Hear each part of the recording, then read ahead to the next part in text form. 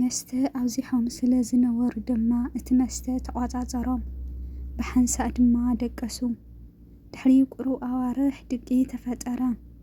ራስታ ሰላምታ ይረሳዕኹ ክቡራት ቤተሰብ ከመይ ኣለኹምለይ ድሕና ዲኹም? ኣነ ሰላም እየ እግዚአብሔር ይመስገን። ከምቲ ኣነ ሰላም ዘለኹ ንስኹም በቢ ዘለኹም ሰላም ክትኮንለይ ናይ ኩሉ ግዜ ትምኒተ እዩ። ናይዚ ቻናል ቤተሰብ ዝኾንኩም ከምቲ ኩሉ ግዜ ትገብሩለይ መበረታዕኹም ሃናፀሪቶኹም ኣይፈልየኒ ንትገብሩለይ መበረታዕ ብጣዕሚ እየ ዘመስግን። ናይዚ ቻናል ሓደሽቲ ዝኾንኩም ድማ ላይክ እና ሰብስክራይብ ብምግባር ቤተሰብ ኮኑ ክቡራት ኣሕዋተይ። ናሎማዓንቲ ብሓድሽ ትሕዝቶ እየ መፂአኩም ኣለኹ። ራስታ እንታይ ገጠሞ ዘርእስታ ኣብ ሓቀኛ ዛንታ ዝተመርኮሰት ሕፅር ዝበለ ዛንታ እየ ሒዘልኩም መፅአ እኒኹ። ክሳብ መጨረሻ ሓቢርኩም ንፅንሑ። ቀዳማይ ክፋል ራስታ እንታይ ገጠሞ ኣብ መፋረቕ 2024 እዩ ዝጀመረ።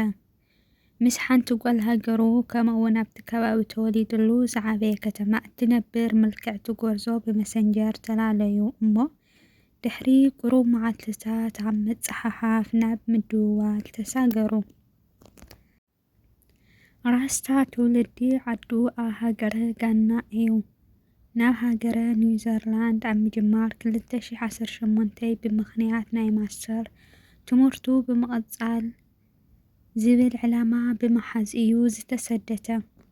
ራስታ ኣብ ትምህርቱ ኣዝዩ በሊሕ ምስ ምንባሩ ከምኡውን እቲ ዓይነት ትምህርቱ ኣብ ሃገሩ ንክቕፅል ባይታ ብዘይምርካቡ እዩ ነዚ ተሰዲድካ ምምሃር መሪፅዎ። ናይ ኣጋጣሚ ኣብ መንጎ ትምህርቱ ሓንቲ ኒውዚላንዳዊት ተላለየ።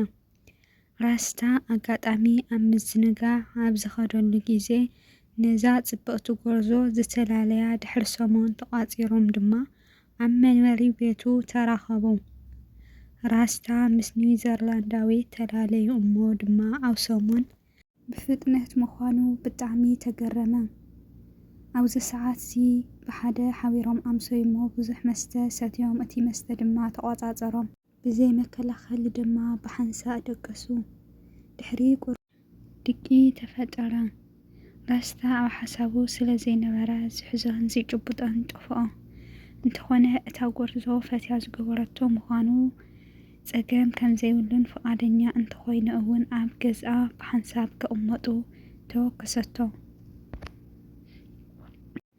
ራስታ ቀንዲ መምፅኡ ምኽንያት ትምህርቲ ምዃኑን ትምህርቱ ወዲኡ ናብ ሃገሩ ክምለስ ከም ዝደሊ ከምኡውን መንበሪ ወረቐት ከም ዘይብሉን ነገራ። ንሳ ኣብዚ ዓዲ ተማሂሩ ክሰርሕ ከም ዝኽእል ወረቐት እንተኾነ እውን ቆልዓ ምስ ተወለደ ብስሙ ውላዱ ክወሃብ ከም ዝኽእል ወይ ንዓዓ ተመርዒዩ ዜግነት ክወስድ ከም ዝኽእል ኣረዳእቶ።